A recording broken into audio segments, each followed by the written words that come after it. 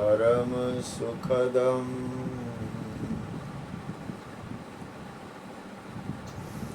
केवलम ज्ञानमूर्ति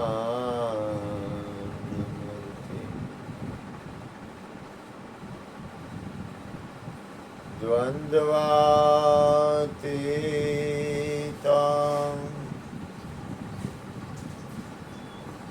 गगना सदृशं तत्त्वमस्यादिलक्ष्यम् एकं नित्यं विमलम् अचलम् सर्वधी साक्षिभूतम्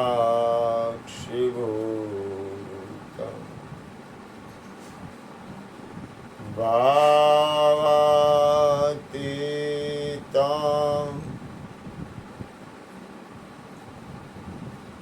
त्रिगुणारहितं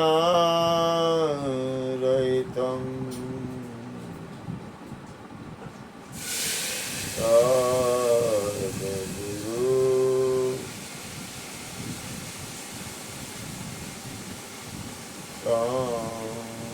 नमामि।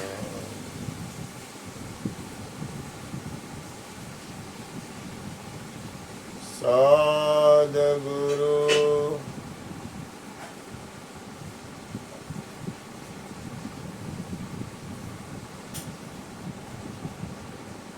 तं नमामि। सद्गुरु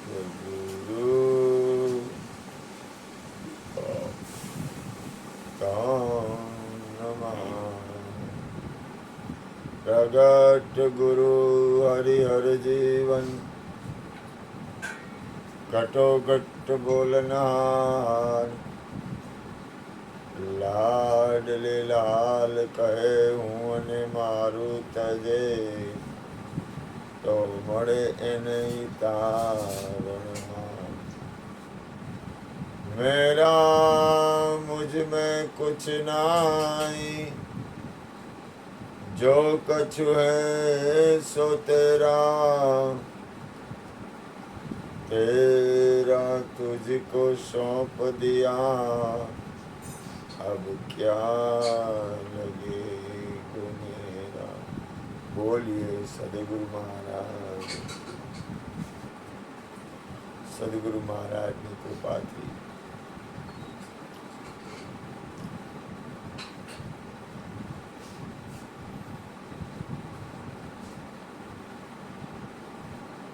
કાયા રીએ કે નો રીએ પણ જે આત્મ સ્વરૂપમાં સ્થિત છે જેને પરમ તત્વ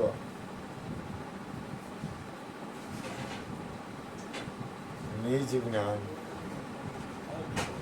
પોતાની નિજ સ્વરૂપમાં સ્થિત છે એને કાયા પડે પણ પોતે પોતાના નિજ સ્વરૂપમાં સ્થિત થશે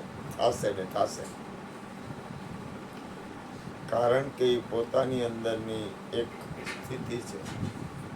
કોઈ પણ વાતાવરણ બને તો એ કાયાને લાગે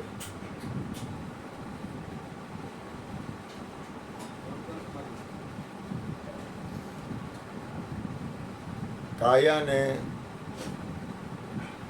કોઈ પણ વસ્તુનું સુખ દુઃખ આવશે કાયા એક દી પડી જવાની પણ તમારી અંદર હાલવાની જે રીત છે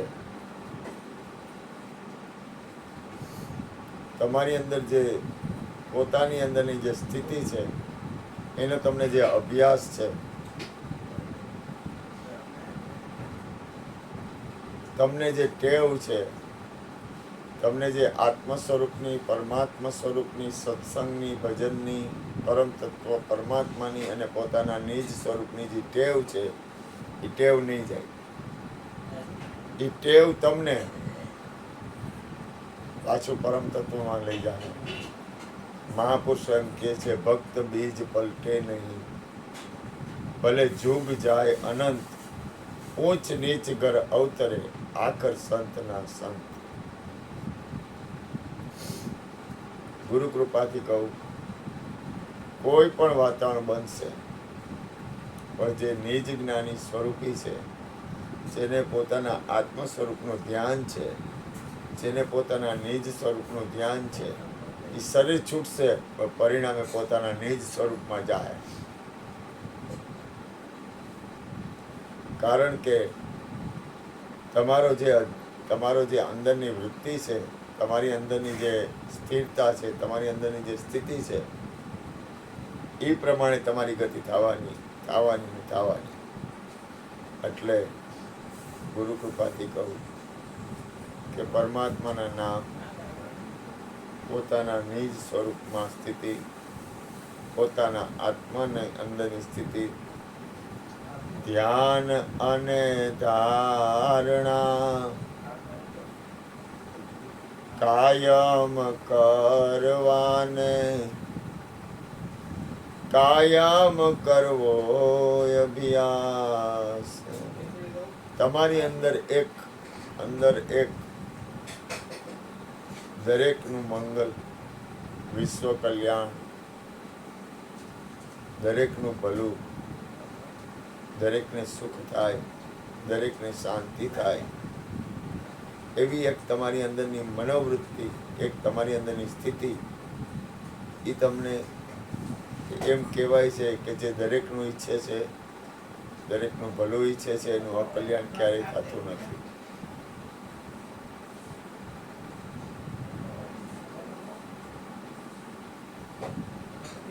કોઈ પણ વ્યક્તિ, કોઈ પણ વાતાવરણ અથવા કોઈ પણ વસ્તુ ભલે ગમે એ બને, પણ જે તમારી અંદર શુદ્ધ વિચાર છે, સ્વાર્થ તો આ વિશ્વમાં દરેક વ્યક્તિને હોય છે, હોવો જોઈએ, પણ છતાંય પરમાર્થે કાયાધારી છે, એ મનુષ્ય નહીં મુરારી છે. જેનું પરમાર્થમાં ધ્યાન છે, જેનું પરમાર્થમાં ધ્યાન છે, જેનું ધ્યાન શુદ્ધ વિચારમાં છે, જેનું ધ્યાન શુદ્ધ જીવનમાં છે, જેનું ધ્યાન શુદ્ધ વાતાવરણમાં છે, એ પરિણામે શુદ્ધતા તરફ જ જાય. તમારા જીવનની સફળતા તમારી અંતઃકરણ ઉપર આધાર રાખે છે. તમારા અંતઃકરણમાં જે રીતનું વાતાવરણ હશે એ રીતની ગતિ થાય. તમે સ્વતંત્ર છો. પરમાત્માએ મનુષ્ય જન્મ સંપૂર્ણ સ્વતંત્ર આપ્યો છે. તમારે કઈ બાજુ, કઈ રીતે અને કેમ, શું હાલવું, એમાં કોઈની અડચણ નહીં આવે. તમારે સ્થિરતા કેળવવી પડશે. સતગુરુ સ્થિર થઈને જુએ, અલખ પુરુષને આરાધવા, મારા હરિજન આવો. આસુડે પકાલો સંતોના પાવલા, પૂજા પ્રેમ નભાવો. અલખ પુરુષને આરાધવા, મારા હરિજન આવો. હરિનું ભજન, પોતાના આત્માનું કલ્યાણ, દરેકનું મંગલ ક્યારેય છોડવું નહીં. કાયા એક સાધન છે, પણ તમે સાધન નથી. તમે મૂળ સ્થિતિમાં છો, ગુરુ કૃપાથી આ વિશ્વમાં દરેક વ્યક્તિ અથવા જેને ભાવ છે એ સ્વતંત્રતા ઈચ્છે છે. કોઈને આ વિશ્વમાં બંધન ગમતું નથી. અને સદગુરુ, સંત અને મહાપુરુષો અથવા સત્પુરુષો એ કોઈ પણ જીવને મુક્ત દશામાં રાખે છે. કોઈને બાંધવામાં એને રસ નથી. કારણ કે સદગુરુનું કામ છે બંધનમાંથી મુક્ત કરવાનું. મહાપુરુષોનું કામ છે બંધનમાંથી મુક્ત કરવાનું. સત્પુરુષોનું કામ છે બંધનમાંથી મુક્ત કરવાનું. બંધનમાંથી મુક્ત થવા માટે સદગુરુ, સંત અને મહાપુરુષોનો સત્સંગ, ભજન, ધ્યાન, સ્મરણ, કીર્તન. આજે આપણે ભારત દેશ અથવા સત્પુરુષોની કૃપાથી આપણે ઘણા બધા સુખી છીએ. આપણી ઉપર ખરેખર સદગુરુ અને પરમ તત્વની પૂર્ણ કૃપા છે. આજે આખું બ્રહ્માંડ અગ્નિ લાગી ગઈ છે. આ અમેરિકા, ઈરાન, ઇઝરાયલ જે કાંઈ લડાઈ કરે છે, લડવામાં સુખ અને શાંતિ નથી. શાંતિ છે પરમ તત્વ પરમાત્મા પોતાના નિજ તત્વના પ્રેમમાં. શાંતિ છે પોતાના સ્વસ્વરૂપમાં. શાંતિ છે પોતાની નિજ સ્થિતિમાં. એટલે સંતો મહાપુરુષો કે જે શાંતિ પમાડે એને સંત કહીએ. એના દાસના દાસ થઈને રહીએ.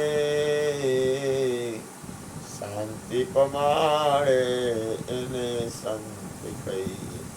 આ બ્રહ્માંડમાં સદગુરુ, સંત, મહાપુરુષો ખરેખર કરુણામય છે. અને ખરેખર આમ જોઈ તો પરમાત્મા આખા બ્રહ્માંડમાં રજે રજને કણકણમાં બિરાજે છે. એનાથી કાંઈ અજાણ્યું નથી. અને સંતો મહાપુરુષો કે પોતાની અંદર કાંઈ પણ અંતરયામી અંતર કાપો. અંતર આપણી અંદર હોય છે. આ બ્રહ્માંડમાં પરમ તત્વ પરમાત્મામાં કોઈ અંતર નથી. નિરંતર દેશ, નિરંતર વાસ. જબ મેરી સુરતા લાગે નિરંતર ત્યારે સોહમ પુરુષ ભરપૂરા. પરમાત્માની કૃપાથી, પ્રભુના નામથી, સત્સંગથી, ભજનથી, તમારી અંદર કોઈ પણ સાધનથી, સેવાથી, સમરણથી, કોઈ પણ સાધનથી ઉદ્દેશ દરેકનું મંગલ, દરેકનું કલ્યાણ અને પોતાના આત્મ સ્વરૂપમાં સ્થિતિ અથવા નિજમાં સ્થિતિ. તમને જેમ સહેલું પડે.